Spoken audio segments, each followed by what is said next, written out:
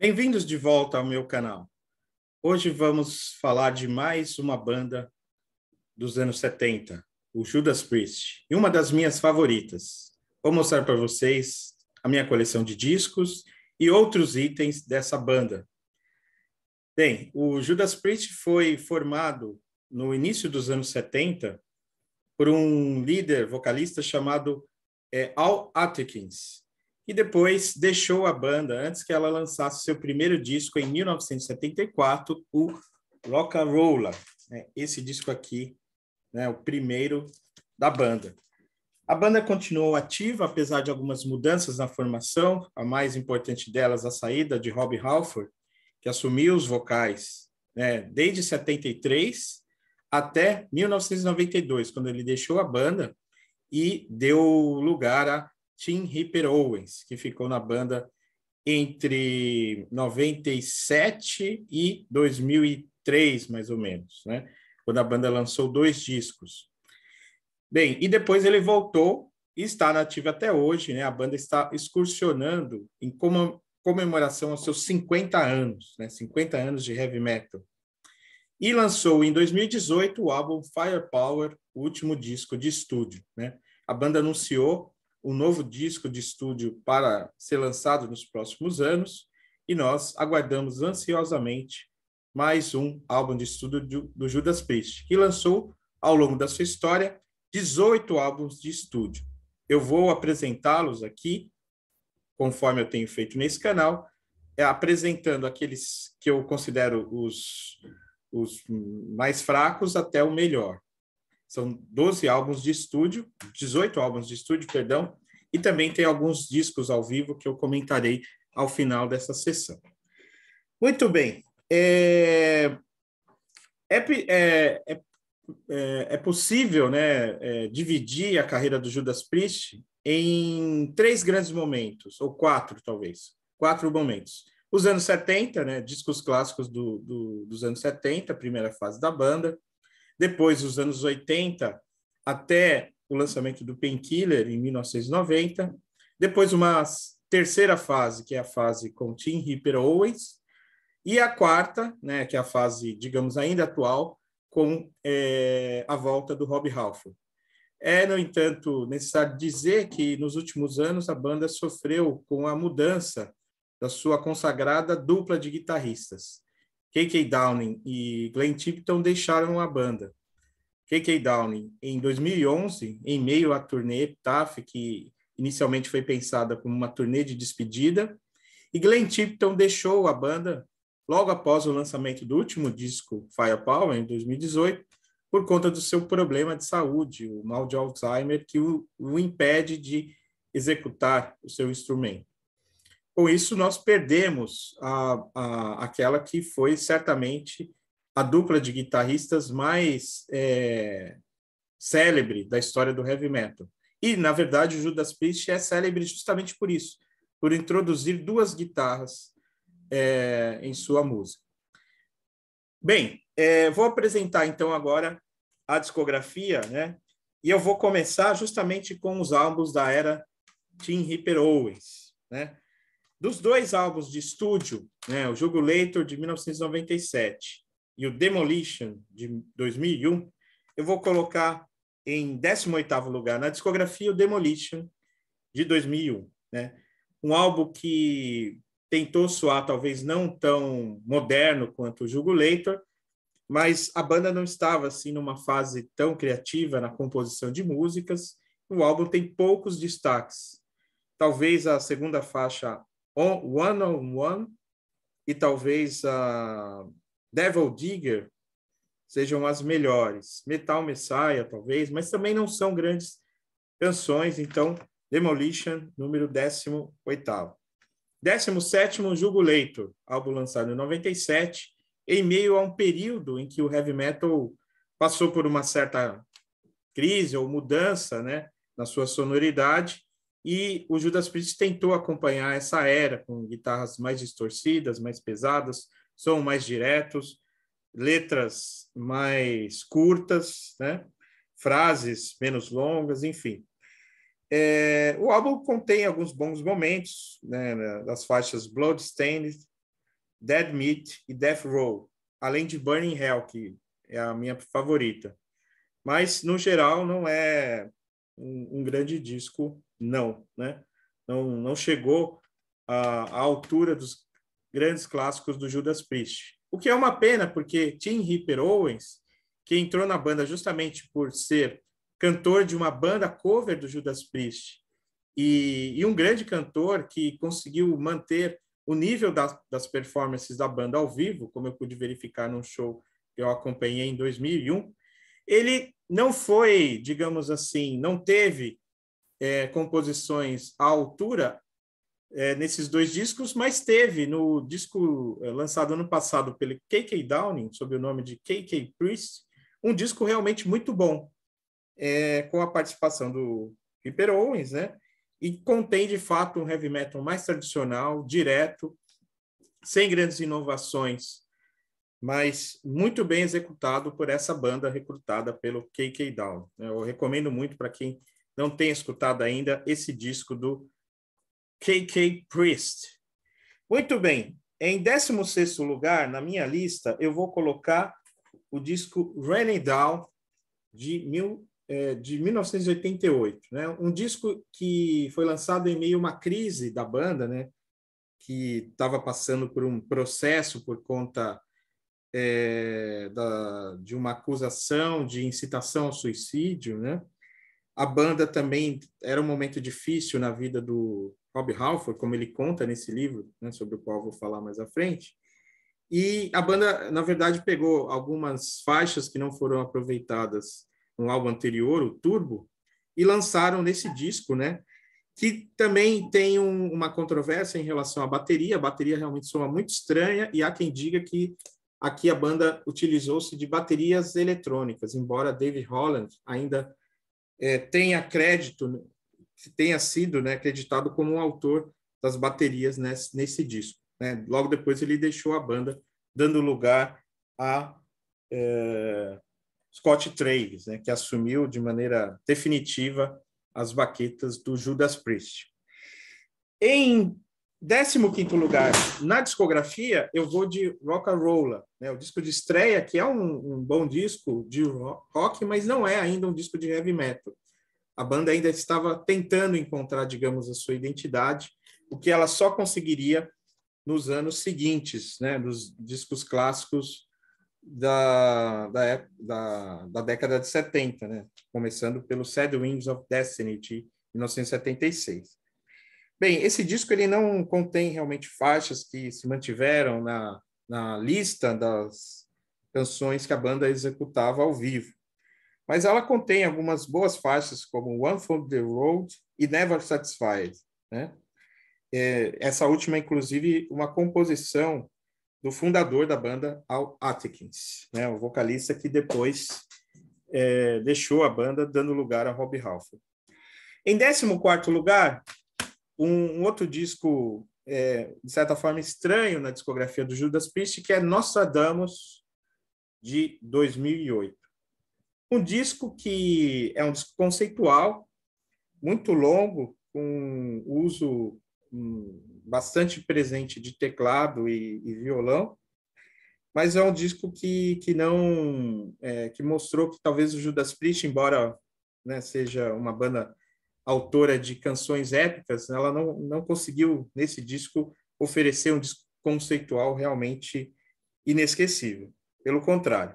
Mas ele começa muito bem, né? Tem as faixas Prophecy, Revelations e War. São três grandes canções, assim como a quarta, Pestilence and Plague, que é a minha favorita, né? Afinal, é bem interessante ver o Judas Priest e o vocal operístico do Rob Halford cantando em italiano, né?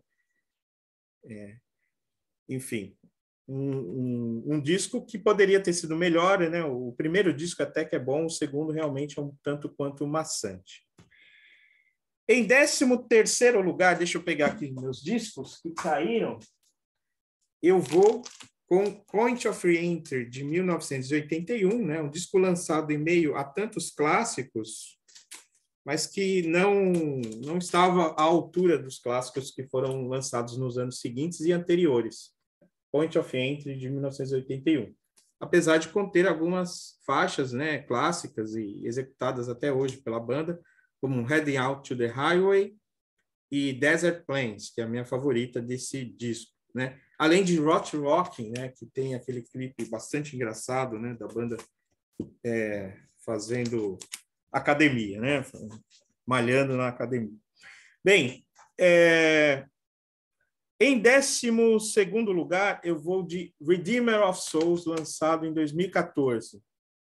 Esse disco aqui contém essa capa belíssima, né, uma ótima arte, e algumas canções muito boas, como a própria faixa título, Halls of Valhalla, Sword of Damocles, March of the Dead e Down in Flames, além de Metalizer. Mas é um disco que não foi visto assim como um dos melhores da carreira do Judas Priest, né? Ao contrário do último, que aqui na minha avaliação entra nos 10 melhores, né? Bem, depois do Redeemer of Souls, na minha lista, em 11º lugar, eu vou com Turbo Lover, de 1986. Turbo, né? Simplesmente Turbo. O nome do disco é Turbo, né? Tem a faixa, né? Turbo Lover, que é a primeira, que é uma boa canção, uma canção que funciona muito ao vivo, né? Mas é um disco em que o Judas Priest, como outras bandas dos anos 80, tentou soar um tanto quanto comercial, né?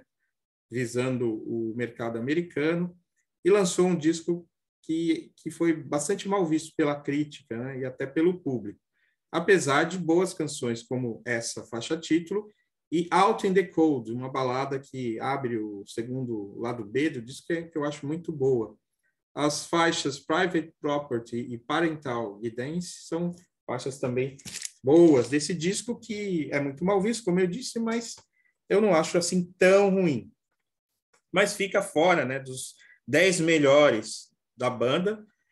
E abrindo, né, a faixa do top 10 do Judas Priest, em minha opinião, nós temos Angel of Retribution, de 2004, disco que representou, né, a volta de Rob Halford aos vocais. Um disco muito bom, com canções bastante fortes e características do Judas Priest, como Judas Rising, Deal with the Devil, Demonizer, uma mais lenta chamada Worth Fighting For, que eu acho muito boa, e Hell Rider, né, a faixa mais pesada, né, e uma faixa que, inclusive, foi bastante executada ao vivo em meados dos anos 2000, nas turnês da banda. Então, Angel of Retribution, 10º lugar. Em 9º, eu coloco justamente o último disco, Firepower, 2018, um disco que, sem dúvida, é o melhor do Judas Priest nos últimos 30 anos, né? Desde o lançamento do Painkiller, portanto, o melhor disco do Judas Priest. Disco que contém o segundo disco com Rich Faulkner, né? O primeiro foi Redeemer of Souls. E, embora o Glenn Tipton apareça aqui, né, como guitarrista da banda, segundo alguns historiadores, né, críticos musicais, quem realmente executou as linhas de guitarra aqui do Glenn Tipton foi o Andy Sneap, produtor, né, célebre por diversos trabalhos, e que hoje, né, substitui o Glenn Tipton nas apresentações ao vivo, né? Então, hoje, a dupla de guitarristas do Judas Priest é formada por Andy Sneap e Rich Faulkner, né? Muito bem. Em 8º lugar, aqui a gente entra nos clássicos absolutos do Judas Priest, eu vou colocar Screaming for Vengeance, de 1982, um álbum, portanto, que está comemorando 40 anos de existência, né? Que abre, né, uma abertura fantástica de Hellion, logo depois Electric Eye, né, clássicos, Bloodstone, né, uma linha de guitarra, um riff muito bom do início ao fim, You've Got Another Thing Coming, né, uma faixa que funciona muito bem ao vivo, Fever, né, uma das baladas do Judas Priest, que é uma banda que, apesar de ter uma sonoridade bem pesada, tem umas baladas muito boas, né? E, enfim, Screaming for Vengeance, 8º lugar. 7º lugar, eu começo, então, a falar dos discos clássicos dos anos 70. Sad Wings of Destiny, fica na minha lista em 7º lugar. Um disco clássico do início ao fim, que já é um disco de heavy metal, né? Ao contrário do Rock and Roll, do início ao fim, né? Clássicos absolutos como Victim of Changes, para muitos a melhor música do Judas Priest, Genocide, Epitaph, Tyrant e Reaper, né? E o curioso é que muitas dos títulos das canções do Judas Priest, né, nos anos 70, se tornaram posteriormente nomes de bandas de heavy metal dos anos 80, como Running Wild, Reaper, Tyrant, né? Você tem bandas com esses nomes, Exciter e tantos outros, né? Sinner, e justamente na sequência vem Sin After Sin. Aqui eu estou seguindo quase a ordem cronológica, mas em 6º lugar da minha discografia eu vou de Sin After Sin, de 1977. Disco que foi produzido pelo Roger Glover, né, do Deep Purple.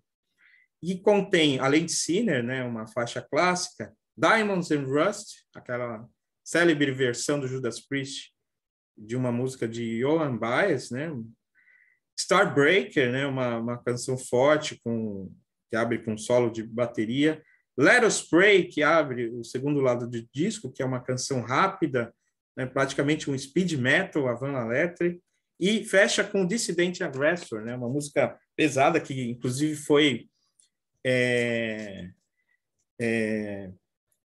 objeto de um cover feito pelo Slayer, né, que está no álbum South of Heaven, né?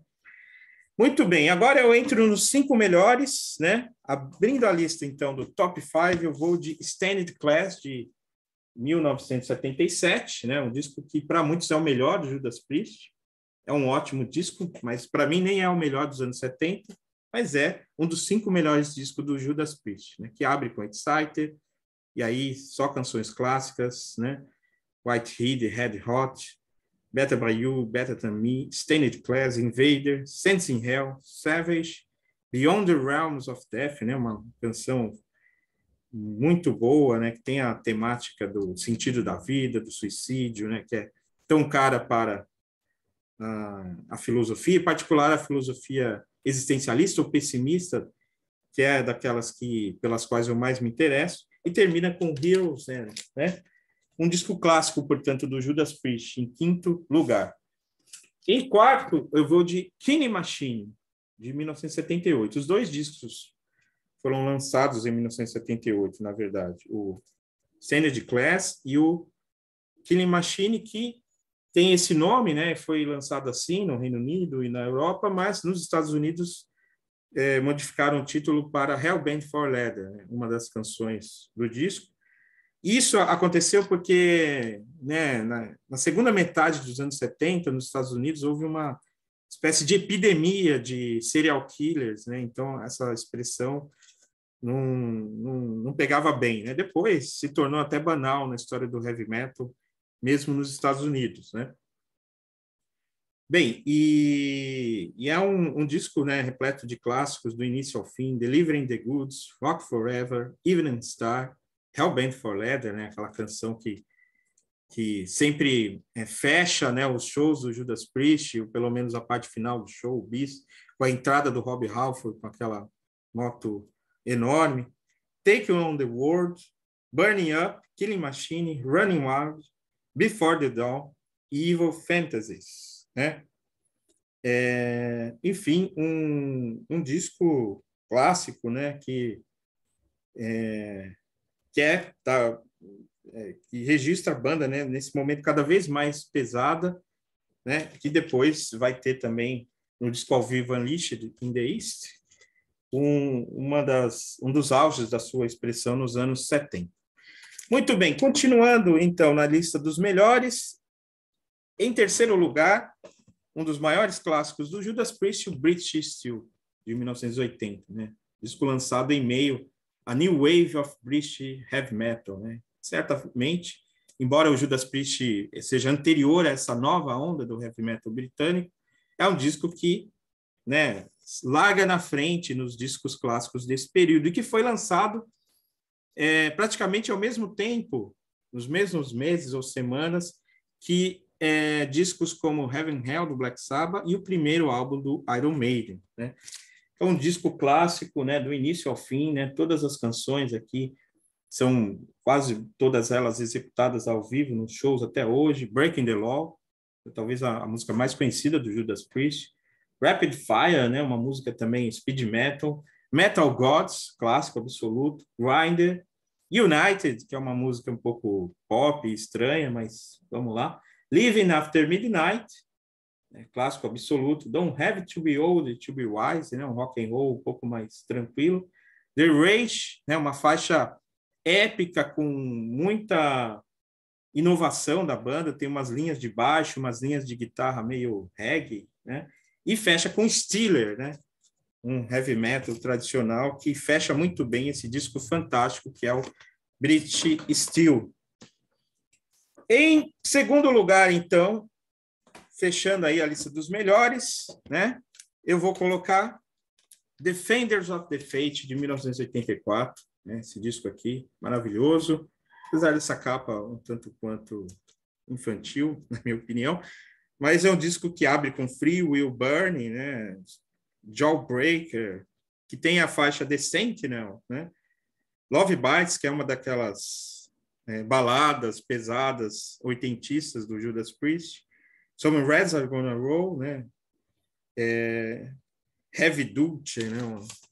Enfim, um disco clássico essencial na coleção de qualquer fã de heavy metal, mas o melhor de todos é, sem dúvida, o Painkiller, de 1990. Um álbum que representa como nenhum outro a essência do que é o heavy metal. É o melhor disco do Judas Priest, talvez o melhor, talvez não, certamente o melhor do heavy metal universal, né? O disco que melhor captura a essência do metal, bom do início ao fim, perfeito, né? Que é marcado pela presença da bateria forte do Scott Travis, né? Que já entra, né? Botando o pé na porta com aquele solo imortal da introdução do Painkiller. Um disco pesado, à altura do que era feito no final dos anos 80.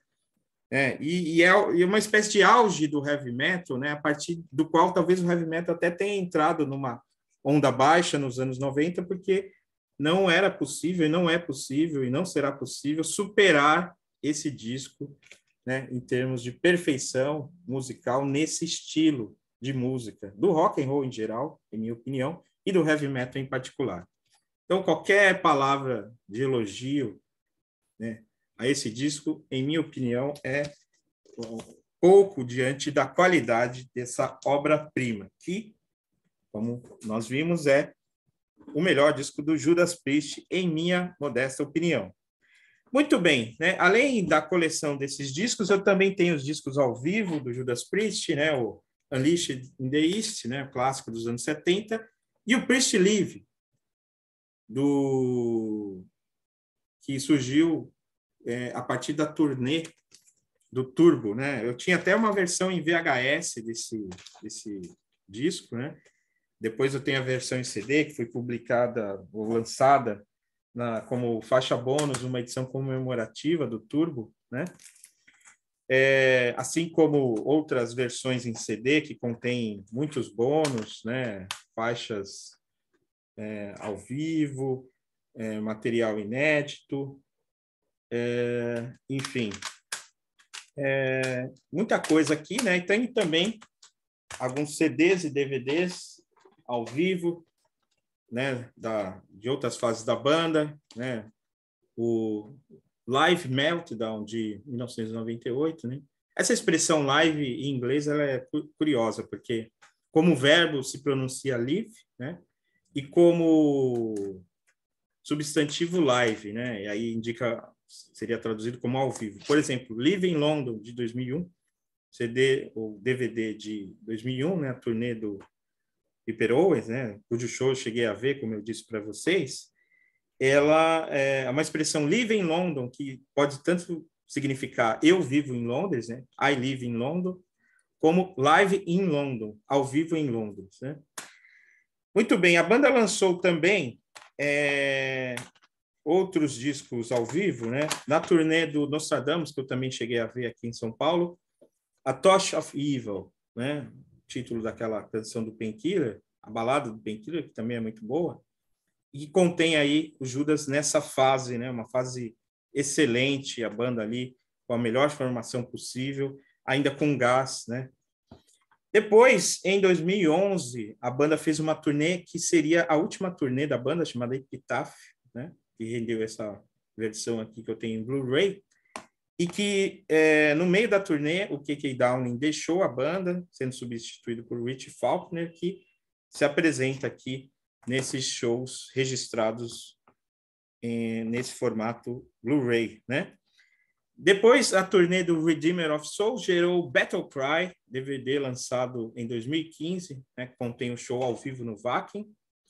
E eu esqueci de dizer que também tem o DVD da turnê do Angel of Retribution, né, de 2004, 2005, né, que lançou aí e gerou um CD e um DVD ao vivo, ok?